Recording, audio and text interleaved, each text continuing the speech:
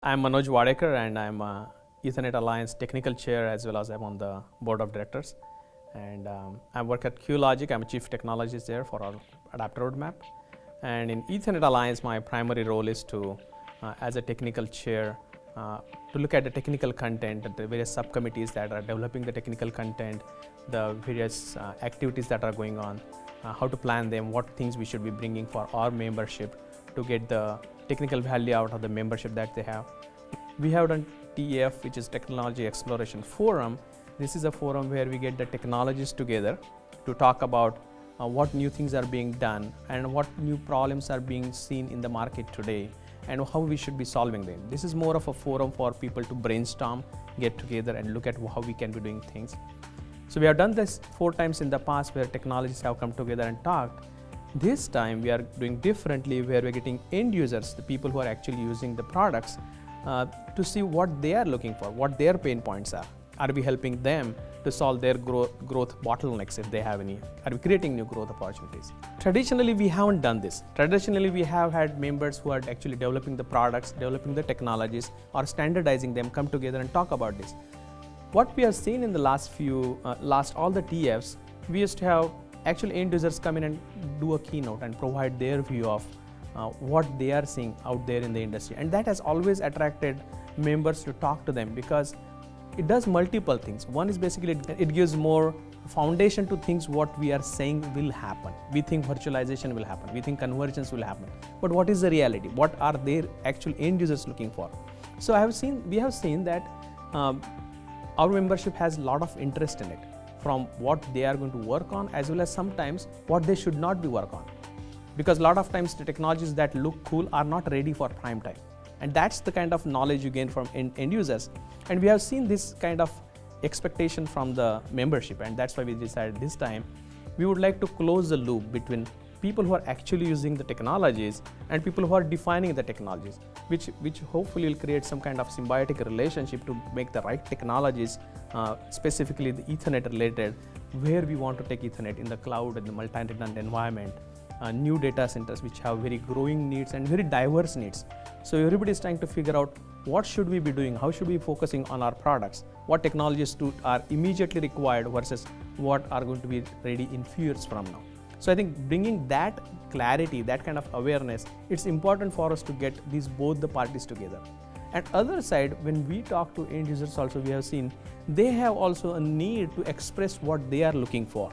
So there is kind of a connection required between end users and the actual technologies. And we hope this kind of forum will create that kind of a think tank, that kind of a brainstorming place where end users and the technologists can come together and define where we go from today.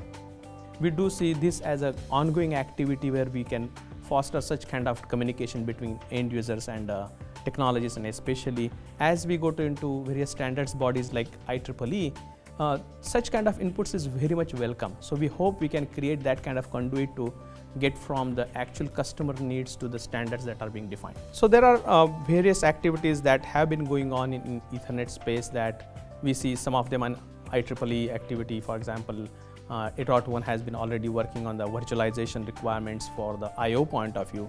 As the servers start getting consolidated, most of the server consolidation needs have been being addressed in the server platforms.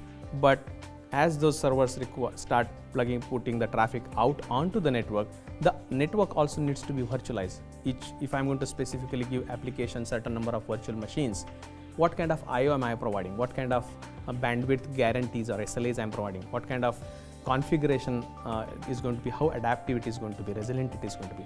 So IEEE does have work going on in that area.